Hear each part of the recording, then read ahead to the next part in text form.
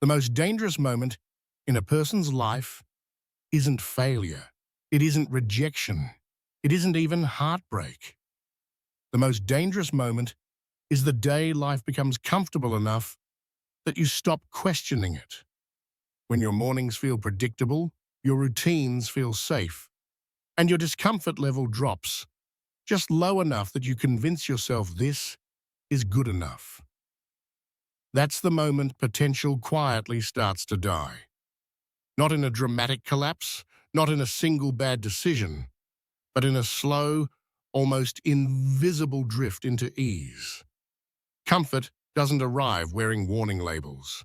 It feels like relief. It feels like stability.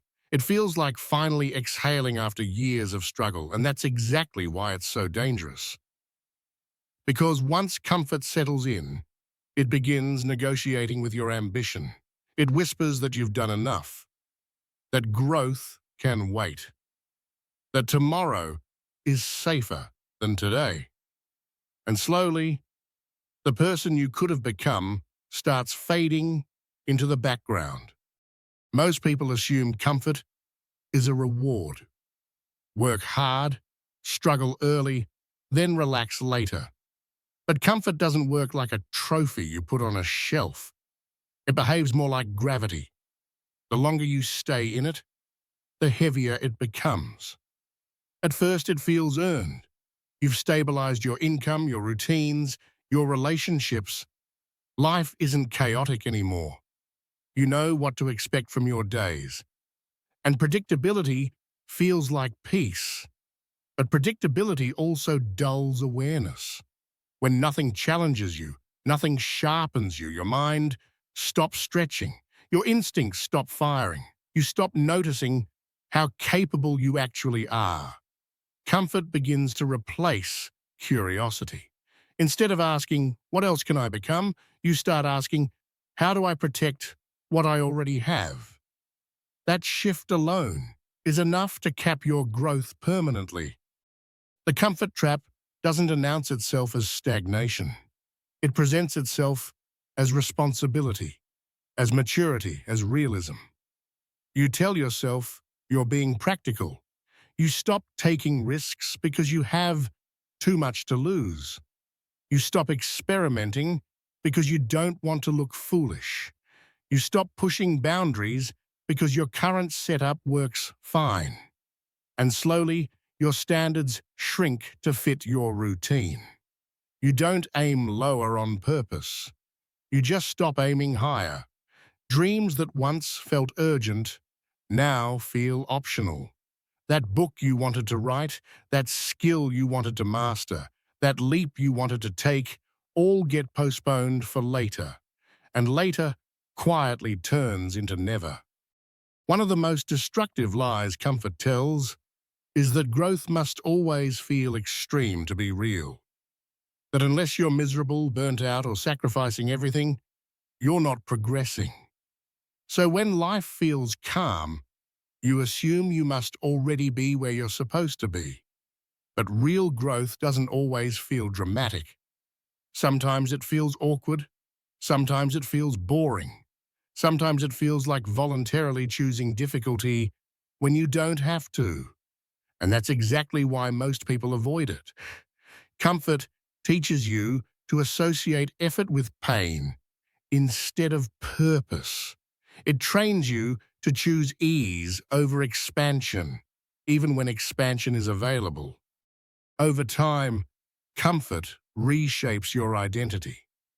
You stop seeing yourself as someone in motion and start seeing yourself as someone maintaining a position. You become protective instead of exploratory. You optimize your life around convenience rather than challenge. You choose environments that don't question you, people who don't provoke growth, routines that don't demand change. And while none of this looks like failure from the outside, internally, something starts eroding. You feel restless for no clear reason. You feel bored but can't explain why. You feel a vague sense of underachievement, even though, on paper, everything looks fine. That's potential pressing against the walls of comfort, asking for more space. The most tragic part is that comfort doesn't kill potential quickly. It keeps it alive just enough to haunt you. You still know you're capable of more.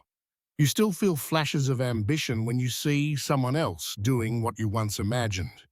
You still get moments of clarity late at night when the noise quiets down. But by then, comfort has built routines that are hard to break. You've structured your life around predictability.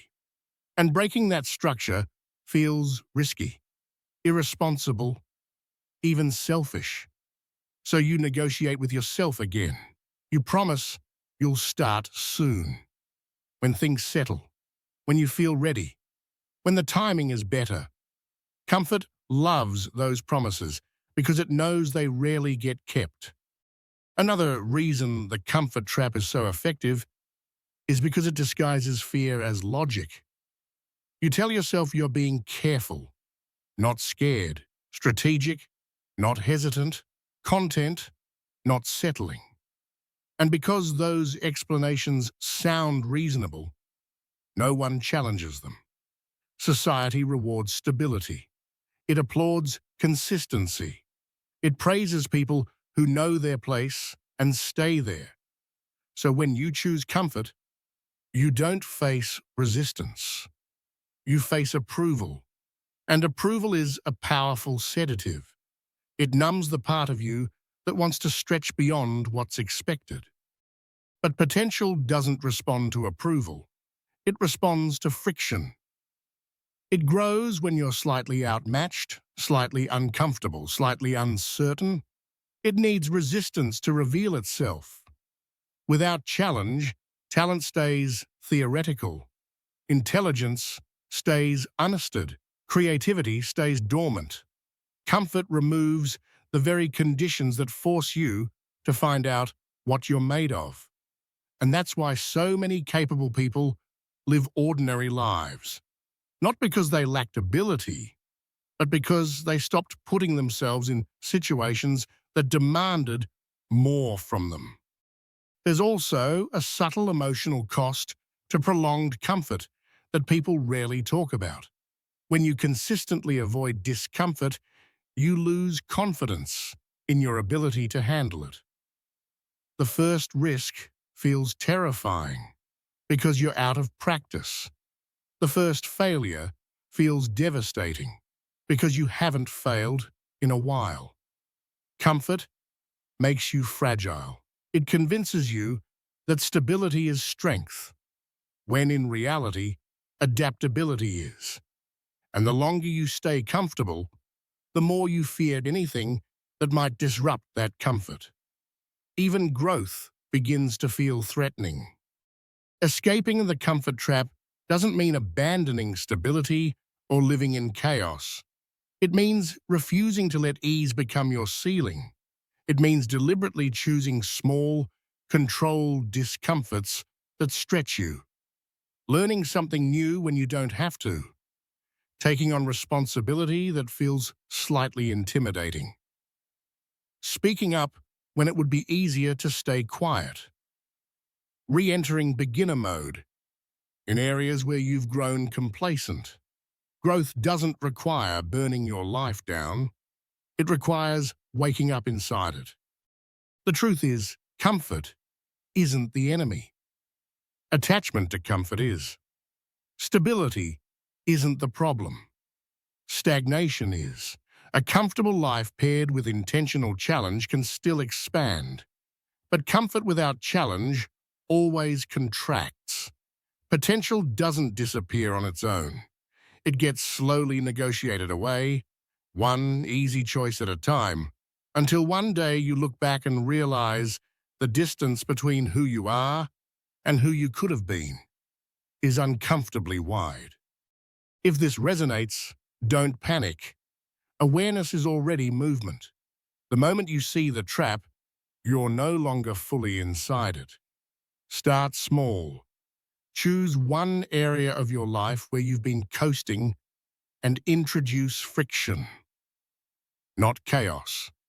Friction. Something that makes you slightly uncomfortable but deeply alive.